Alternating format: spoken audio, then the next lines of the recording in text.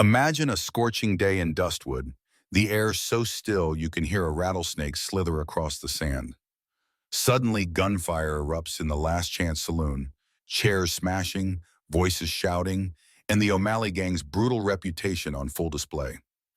Yet just when it seems hope is lost, a seemingly mild-mannered sheriff reveals skills no one expected, disabling the outlaws with pinpoint accuracy. Did the gangs surrender for good, or did they ride off plotting a vengeful return? And what drove the sheriff to save lives instead of taking them? These are just the first heart-pounding moments of our story, a tale of redemption, loyalty, and the fierce will of an entire town. Stay with us to learn how one man's past becomes the town's best defense, and how Dustwood unites to face a threat that still looms. If you want more Western grit and powerful storytelling, subscribe to our channel now to ensure you don't miss a single chapter of this unfolding drama. The blistering Arizona sun showed no mercy to the dusty streets of Dustwood as five mounted figures rode in a loose formation, their black duster coats and worn hats caked with trail dirt.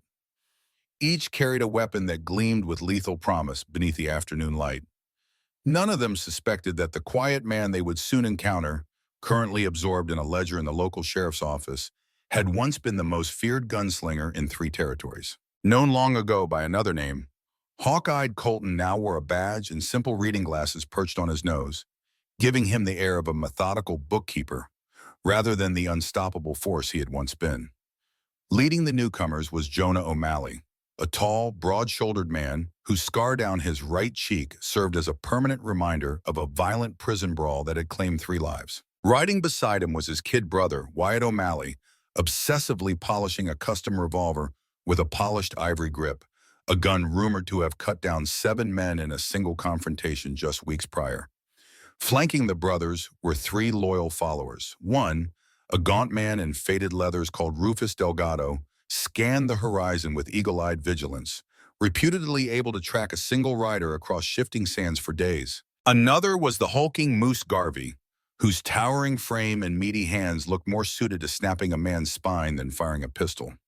Last rode a twitchy, youthful figure known only as Kid Brody, eager to earn notoriety that might place him on equal standing with these veteran outlaws. Dustwood seemed like easy prey at first glance. The old mining boom had fizzled out the previous autumn when veins of silver ran dry, leaving half the clapboard storefronts abandoned or barely hanging on. The last sheriff had been shot down under mysterious circumstances 3 months earlier, and rumor had it that the county sent only a mild-mannered clerk to replace him, a man better at balancing ledgers than brandishing a gun. Jonah O'Malley had chosen his target with care. In his experience, a desperate town would willingly pay protection money just to keep the peace, and the O'Malley gang would happily collect. As they passed the worn wooden sign reading "Welcome to Dustwood, Population 364, Jonah's sharp gaze caught a glimpse of someone through the window of the sheriff's office. The figure was leaning over a cluttered desk, pen scratching quietly across paper. The revolver on the nearby peg seemed too far from the sheriff's reach to do him much good if trouble arrived. "Look there, Wyatt," Jonah muttered, nodding toward the office window. "Our new lawman doesn't even wear his gun." The younger O'Malley snorted derisively. They could not see how Colton, the unassuming man with wire-rimmed glasses, kept them in his periphery, charting each of their movements in the reflection of a dusty pane. Nor did they observe how his gloved hand, resting near the ledger, twitched reflexively, as though hungering for the heavy iron that had once been an extension of his body. Outside, hooves clopped and spurs jingled, the O'Malley gang heading straight for the saloon with a swagger that bespoke years of unchecked cruelty. Across the street, from a second-story window, Iris Maddox watched them arrive. She ran Dustwood's modest hotel and, like many townsfolk, sensed something menacing in the gang's formation, how their eyes scanned for threats and easy targets. She knew the new sheriff's secret, that hawk-eyed Colton was far more than the polite, bespectacled man he appeared. A hush fell over the street as the outlaws dismounted, spurs and boots clacking on the boardwalk, ready to announce their reign with cold-blooded efficiency. Inside the sheriff's office, Colton carefully closed his ledger and removed his glasses, folding them with deliberate neatness. He was in his mid-40s, some silver glinting at his temples, yet he carried himself with a calm authority learned from decades of life-or-death standoffs. If anyone peered closely, they might notice the flinty, unyielding set of his eyes, reminders of the man he used to be. Once he had been known across the Southwest as a near mythic figure, rumored to have tallied over 30 kills, each one recorded with meticulous accuracy. But that was before his final job had taken him to Devil's Chasm, a place where betrayal and gunfire had shattered the men he rode with. Most folks in Dustwood knew only fragments of this tale. They had heard he arrived looking for honest work after the prior sheriff's murder, saw how unprotected the town was, and stepped into the badge out of a sense of duty. They assumed he had a background in record-keeping because of his uncanny knack for balancing accounts and drafting official notices. In truth, Colton had come to hide from the nightmares that still rattled him awake. Ghosts of men he had shot, alliances turned sour, the swirling dust of Devil's Chasm. With the O'Malley gang now in town, those nightmares edged dangerously close to his present reality. In the reflection of the glass door, he caught a glimpse of them tying off their horses outside the Last Chance saloon. Jonah O'Malley spat on the ground as he nodded to Wyatt. Then they both disappeared into the battered wooden structure. It was only a matter of time before bullets flew if the O'Malley reputation held true. They typically softened up a town by creating chaos, roughing up the saloon's clientele, smashing furniture, and possibly shooting a few in the knee if they met resistance. Stepping onto the boardwalk, Colton surveyed the dusty thoroughfare. A handful of citizens scurried indoors. The widow Sylvia Parker ducked back into the post office, while her teenage daughter, Karina Parker, hurried toward the small chapel. From the hotel porch, Iris Maddox gave Colton a meaningful nod, disappearing back inside to spread quiet warnings. Across the way, Mei Chen, owner of the laundry, shuttered her windows. She had once glimpsed Colton practicing his draw at daybreak and suspected the mild manner was a veneer. In the corner of his vision, Dr. Farnsworth strolled up with a well-worn medical bag, though his expression was more tense than usual. He had been in the Civil War as a field medic before becoming the town's doctor. He also knew that Dustwood's new sheriff was not truly new to gunplay, nor was he a man to be underestimated. 5 riders, the doctor murmured, gripping his bag. That's enough to tear this place apart if they catch folks unprepared. Colton nodded, scanning windows, rooftops, and alleys. Dustwood's buildings were old and wooden, easy for bullets to pierce. I've taken precautions, he said quietly. Stay close, Doc. We don't know how quick the fuse is, but I suspect it's short. Moments later, the rowdy sounds of smashing glass and cackling laughter spilled from the saloon's interior. Through the open door, the O'Malleys and their companions wasted no time asserting their authority. Hearing the ruckus, Colton let out a slow breath. The rational side of him wanted to attempt a peaceful resolution, but he knew that men like Jonah O'Malley rarely listened to reason. If push came to shoot, the fate of Dustwood would hinge on whether its bookish sheriff could hold back the tide of violence. Inside the Last Chance saloon, it took the O'Malley gang less than 5 minutes to instill dread among the patrons. Wyatt O'Malley flipped a chair aside, sending a rail-thin ranch hand crashing to the floor. Moose Garvey slammed his meaty fist onto a card table, scattering poker chips and toppling glasses. Meanwhile, Rufus Delgado stood by the window, watching the street with predatory focus. In the center of it all, Jonah O'Malley leaned against the bar, swirling a whiskey glass he had demanded from the trembling bartender. It's real simple, Jonah announced, his gravelly voice echoing off the scarred walls. You folks pay us a small fee each week, and we don't burn your town to the ground. We take a few liberties now and then, a free drink, a warm meal, and we'll keep the real trouble at bay. Everybody wins. He paused, letting his eyes scan the faces around him. Then he repeated his threat more quietly, striking deeper fear. Don't pay, and we'll leave Dustwood in ashes. The hush that followed was broken only by Kid Brody, who giggled nervously, stroking the barrel of his revolver. Behind the bar, Iris Maddox had come in through the saloon's back entrance to see the unfolding chaos for herself. Her late husband had once told her, "Watch how a man holds his gun, and you'll know what kind of killer he is." She watched Wyatt with his polished ivory-grip pistol and recognized the swagger of someone who enjoyed ending lives. She watched Jonah, the scarred leader, and saw in his eyes a calculating cruelty that signaled a far greater threat than mere drunken outlaws. Slipping to a vantage near the bar's corner, she quietly took note of the positions of furniture and windows. Small details that might be crucial if a certain plan had to be enacted. Beyond the swinging doors, Colton stood silent on the boardwalk, listening to the rising tension inside. For 3 months, he had quietly built alliances among the townspeople, preparing for the day danger arrived. He'd reinforced certain walls with iron plating, taught a few citizens how to shoot if needed, and established signals with Dr. Farnsworth and Mei Chen. Should violence erupt, each would know their role. He had done all this discreetly, under the guise of improving Dustwood's infrastructure. Sylvia Parker had also helped gather intelligence on traveling criminals by reading letters that passed through the post office. She recognized the O'Malley name from old Pinkerton bulletins. Each brother was associated with half a dozen robberies and violent acts across multiple state lines. Jonah was wanted in New Mexico. Wyatt was rumored to have escaped a territorial prison. In short, they were the last men any town would want strolling in. Stepping into the saloon entrance, the sheriff made no dramatic entrance. No one heard a door fling open or spurs jingle. Instead, hawk-eyed Colton simply stood beneath the doorway's eave, letting his shadow fall across the dusty boards. His boots were worn, his stance calm. When Rufus Delgado finally noticed him, Delgado raised a brow, taken aback at the lawman's silent approach. "Evening," Colton said evenly, scanning the damage. Broken chairs, a shattered mirror. The hush in the saloon shifted from frightened to charged.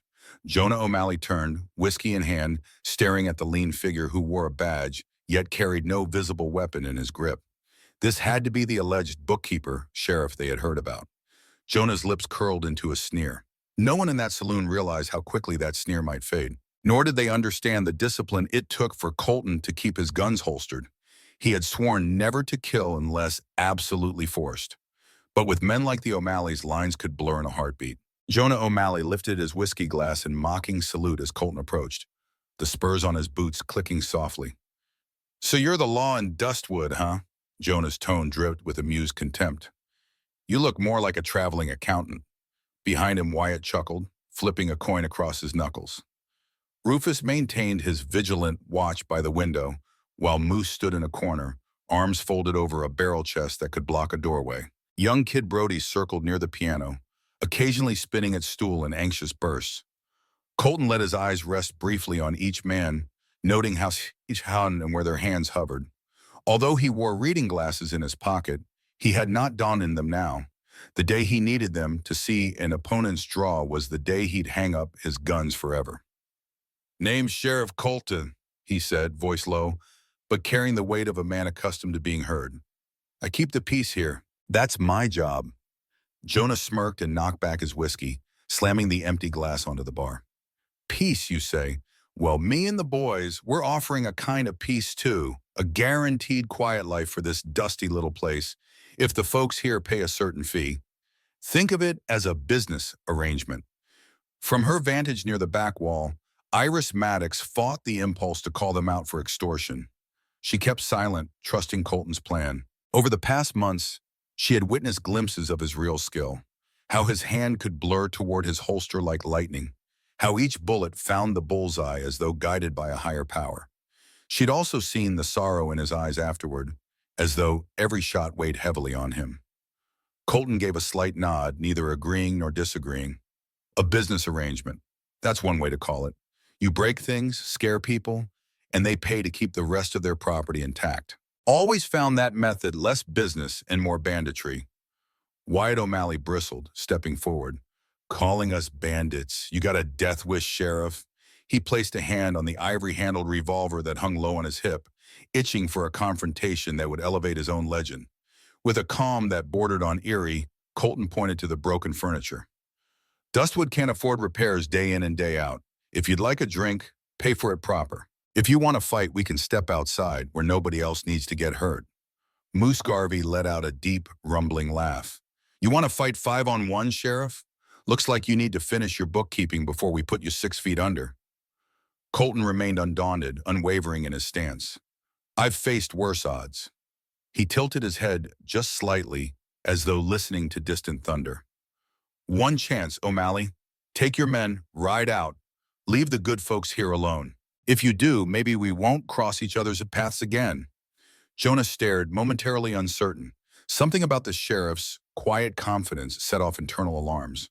For a fleeting second, Jonah considered cutting his losses. but pride and the presence of his men compelled him otherwise. The tension coiled tighter, primed to snap at the slightest provocation. The saloon's patrons began inching away from the center of the room, seeking cover behind the tables or slipping out the door entirely. Colton stood his ground, unwavering, while Jonah O'Malley's lips curled into a cold grin. A hush descended, broken only by the scraping of Wyatt's boots on the wooden floorboards.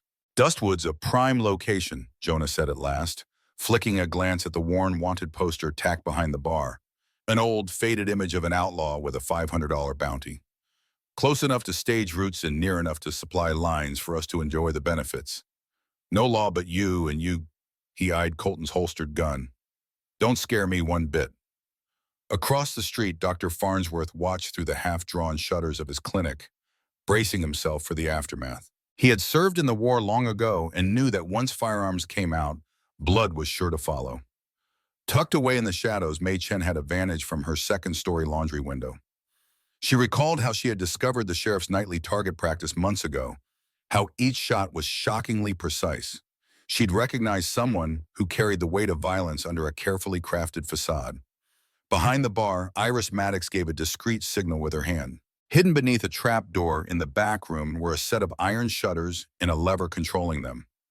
Preparations Colton had quietly overseen. She suspected they might soon need to fortify the saloon from inside. "All right," Wyatt barked, his irritation building. "Enough talk. If you're such a big man, draw." Colton did not budge. The hush became absolute. "I won't pull iron first," he stated, his voice flat. "I'm giving you the chance to step away. 5 men standing around me with guns drawn hardly qualifies as a fair fight." Jonah snickered. "We don't care about fair. You'll either comply with our demands or draw that gun of yours.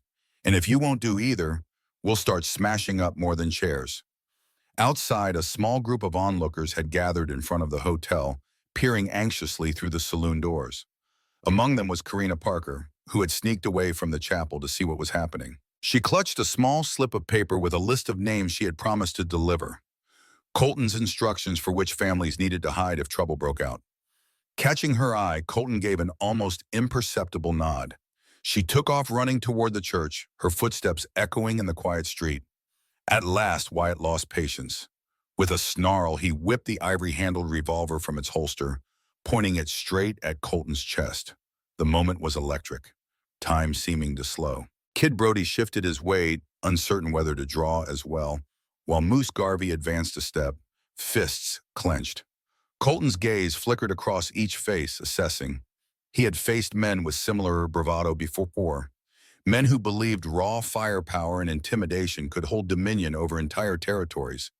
But he had also learned that pride often led to a swift downfall. If forced to fight, he would not hesitate. His vow not to kill indiscriminately still allowed for the necessity of defending innocent lives.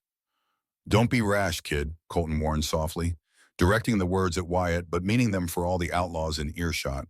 His right hand hovered near his holster, calm yet ready. A single bead of sweat rolled down Wyatt's temple. No one in the saloon dared to breathe. In that pregnant pause, the next move would decide who lived and who died. Before Wyatt could squeeze the trigger, a loud crash came from the back of the saloon. Iris Maddox had activated the lever, causing thick iron shutters to slam down over the rear windows. The noise startled everyone, momentarily halting the standoff. In that flicker of confusion, Colton acted. With reflexes honed by countless showdowns, he sidestepped Wyatt's line of fire, drew his own revolver, and aimed squarely at the younger O'Malley's gun hand.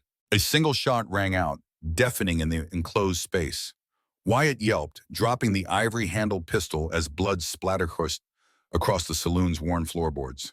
The bullet had grazed his flesh, enough to disable his shooting hand without ending his life. Kid Brody stumbled backward, a flicker of panic replacing his earlier bravado, while Moose Garvey let out a roar, lunging for the sheriff. But Colton pivoted, delivering a swift, precise strike with the butt of his gun to Moose's jaw. The giant crumpled to his knees, stunned. Rufus Delgado, stepping away from the window, fired off a shot at Colton, but the sheriff had already ducked behind the bar's edge. Splinters exploded from the wooden counter as Jonah O'Malley cursed. "Shoot him, Rufus! Don't let him get away!" The barkeep, an older man named Roy Green, had taken cover behind an upturned table. Heart pounding, he risked a glance to see Colton reloading with efficient calm. The entire saloon reverberated with the tension of a life-or-death fight. Freed from immediate threat, Iris maneuvered behind a steel-reinforced portion of the bar. Their plan was working. Distraction, followed by a controlled takedown. Jonah grabbed Wyatt by the collar and dragged him behind an overturned table. Eyes wild. He realized that the timid, bespectacled lawman was far more dangerous than any of them had guessed. Kid Brody was near the piano, nervously pointing his revolver at the bar, but not firing. His finger trembled on the trigger. The brash confidence he'd shown minutes ago all but vanished. Outside, hearing gunfire, Dr. Farnsworth grabbed his bag and broke into a run, while Mei Chen signaled quietly from her vantage above the laundry. She picked up a Henry rifle that she had kept well maintained, a skill her father had taught her when they first immigrated west.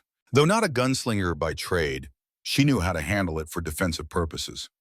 Meanwhile, in the church basement, several townsfolk huddled as Karina Parker delivered Colton's instructions. Should the outlaws break free into the street, folks would retreat through a rear exit to a safer location. Bullets whined as Rufus tried to force Colton out of cover, peppering the bar's wooden frame. Colton counted the shots. 1, 2, 3. When the fourth came, he heard the telltale click. Empty. In that instant, he rose to return fire, his aim steady. His bullet struck Delgado's rifle, knocking it from his grasp. Delgado cursed, scrambling behind a broken chair to reload. A hush fell, each side reassessing. Wyatt clutched his wounded hand, whimpering, while Moose shook off his daze. Kid Brody stared at Jonah for orders, wide-eyed. The older O'Malley brother locked gazes with Colton. Silence pulsed like a second heartbeat in the saloon. "I gave you a chance," Colton said evenly, his voice carrying.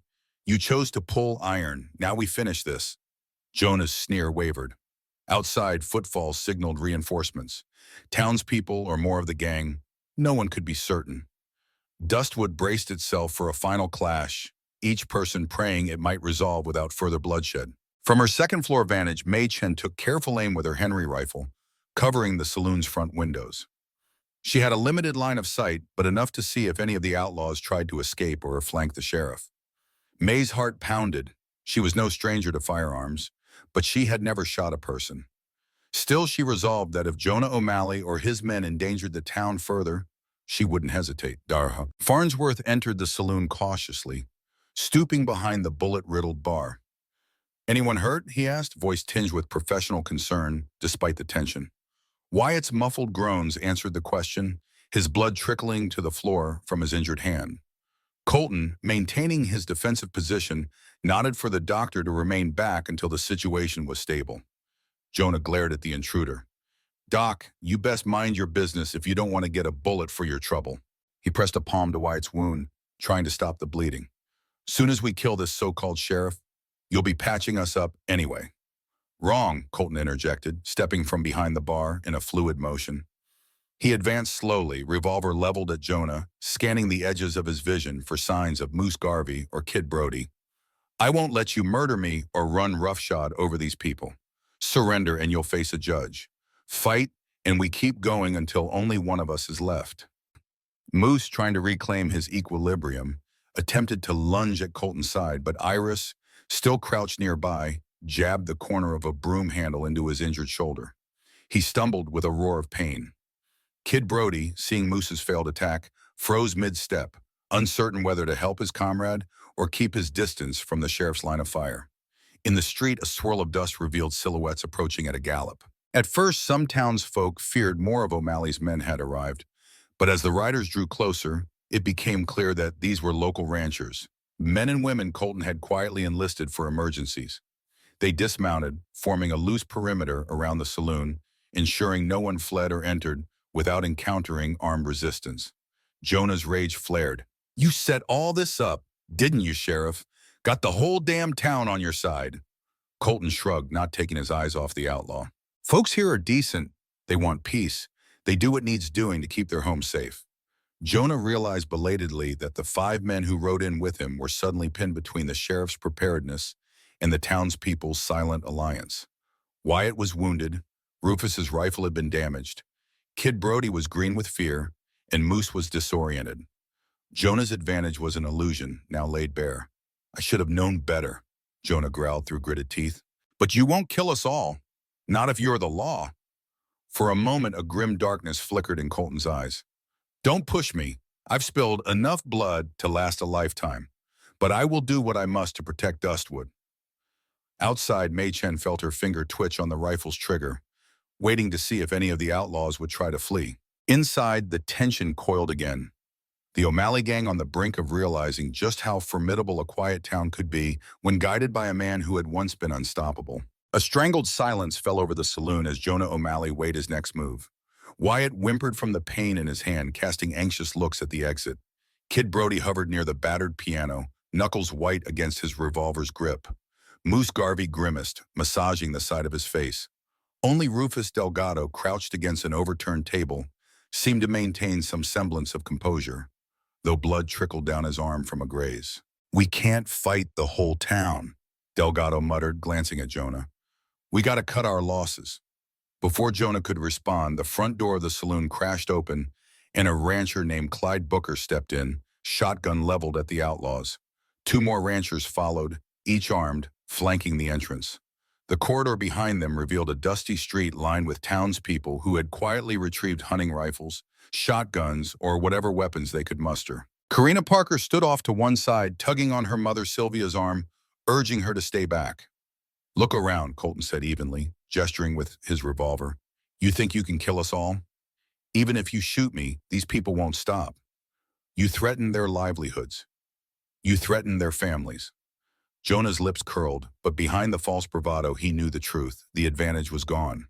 He had never expected such unity, or that a mild-mannered sheriff might turn out to be a strategic genius with a gun.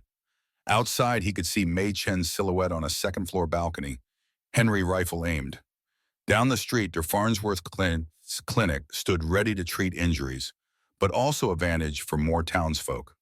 We're leaving, Jonah finally snarled, turning to Rufus and Kid Brody.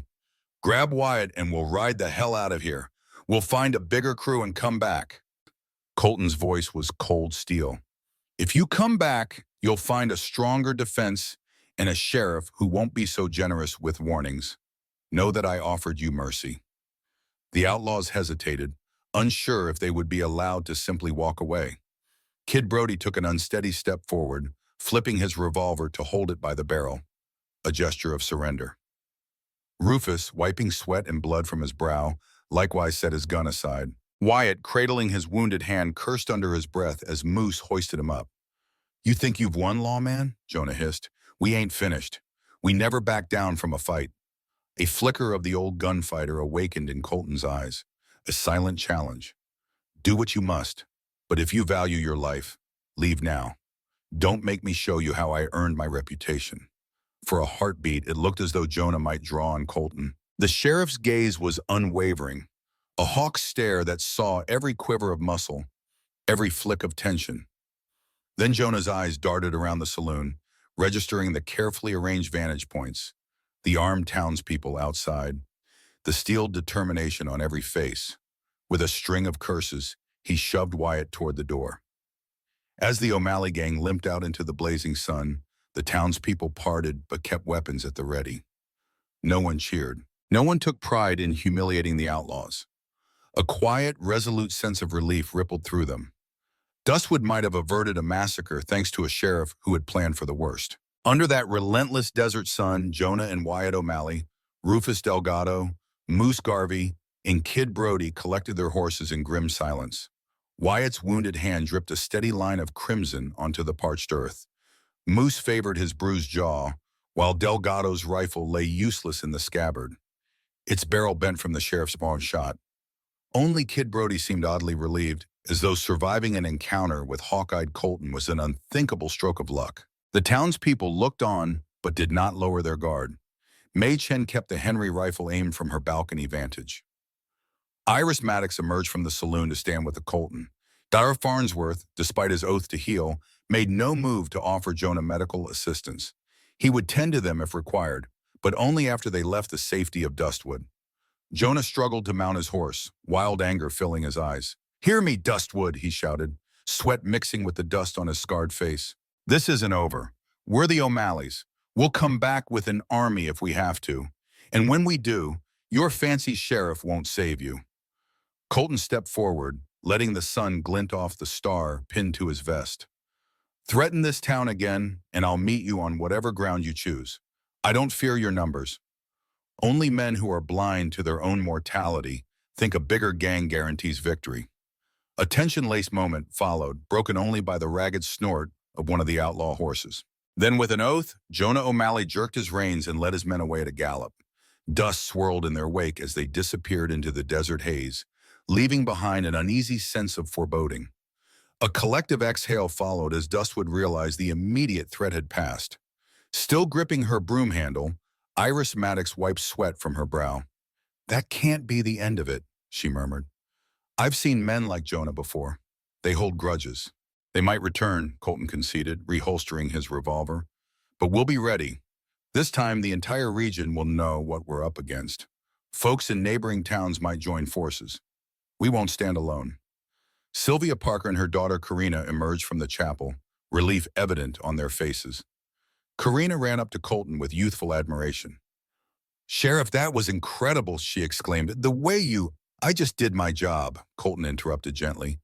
"And it's not finished." He turned to Dr. Farnsworth. "Doc, check on Wyatt's wound if you like, but let them get as far from Dustwood as possible first. No sense giving them reason to linger." The doctor nodded gravely. "I'll ride out there with bandages in a bit, but I won't interfere if they're too stubborn to accept help. You might have spared them from a bullet to the heart, but pride kills more slowly." A murmur of agreement rippled through the townspeople as they began to disperse. Some returned to their shops, others to their homes. Several started cleaning up the saloon, picking up broken chairs and sweeping away shattered glass. Mei Chen stowed her rifle, face resolute. She knew this day's outcome owed much to Colton's planning, and if rumors were true, his hidden skill as a lethal marksman. Amid the bustle, Iris Maddox placed a hand on Colton's arm. "You saved us today, but you also saved them from themselves. You could have killed at least one of those men, but you held back." Colton exhaled, a hint of old pain behind his gaze. "I've had enough of death, Miss Maddox. If a man can live another day and make better choices, that's worth more than proving who's the fastest draw." 2 days later, peace settled lightly over Dustwood, though the town remained on edge, wary of an O'Malley counterattack. Hawk-eyed Colton maintained patrols along the outskirts, collaborating with ranchers to set up early warning posts in case a larger force approached. Mei Chen quietly trained a few willing townspeople in basic marksmanship, focusing on defense rather than aggression. Iris Maddox reinforced the saloon shutters and prepared safe hiding spots for non-combatants. Even Karina Parker practiced loading spare ammunition under her grandfather Stephen's watchful eye, steeling herself for possibilities no teenager should have to face. The day was scorching, the desert wind swirling dust devils down the main thoroughfare, when a lone rider arrived in town from the north. This newcomer, a federal deputy named Winston Hargrave, bore dispatches from Prescott containing urgent news. The O'Malleys were suspected in a stage robbery that had left one guard dead. Hargrave intended to gather a posse from local counties. Standing outside his office, Colton read over the dispatch by the midday sun. His jaw tightened. So Jonah O'Malley's not skulking away. He's doubling down, likely building alliances with other gangs. He explained the situation to the deputy, who seemed skeptical about how a small place like Dustwood had thwarted a band of seasoned outlaws. "You have no idea who our sheriff is," Dr. Farnsworth said quietly as he emerged from within. "He's not just some clerk with a star." The deputy raised an eyebrow, noticing Farnsworth's calm certainty. Slipping inside, Colton placed the dispatch among his records. He paused at a worn trunk in the corner of his office, one that had remained locked since his arrival. Inside were relics of a past he had tried to bury: letters, photographs, a battered wide-brimmed hat, and a second revolver with the symbol of a raven etched into the grip. This particular firearm had seen the worst days of Devil's Chasm, where betrayal had wiped out the group he once rode with. Memories flooded him, the sting of desert wind on his face, the crack of rifle fire echoing among canyon walls, in the final stand with allies who turned out not to be allies at all. He inhaled deeply, letting the recollection dissipate. That was another life. Now he had one mission: protect Dustwood and ensure the past tragedy did not repeat under a new name. After stowing the deputy's dispatch, Colton stepped back into the sunlight. Iris approached, coffee pot in hand, offering a mug. "Hard to rest when the enemy's at large," she remarked softly, eyeing the swirl of dust at the horizon. "But we do the best we can with each day." Nodding his thanks, Colton sipped the coffee, scanning the street. People bustled in their day-to-day affairs. An old blacksmith shoeing a horse, a woman hanging linens to dry, a traveling merchant hawking cures for everything from snake bites to heartbreak. Life went on, but an undercurrent of tension weighed on each breath, as if everyone expected the O'Malleys to burst from the horizon at any moment. Towards sunset, the mood shifted. Deputy Hargrave rallied volunteers, intending to ride at dawn to track the O'Malleys. He asked Colton to accompany him, but the sheriff demurred. "My priority is to keep Dustwood safe," he explained. "If I leave, the Gap might give Jonah his opening, but I'll offer whatever resources we have." Under the dim glow of the evening sky, townsfolk gathered in the saloon to discuss logistics. How to store extra supplies, where families could hide if attacked, who would man the rooftops.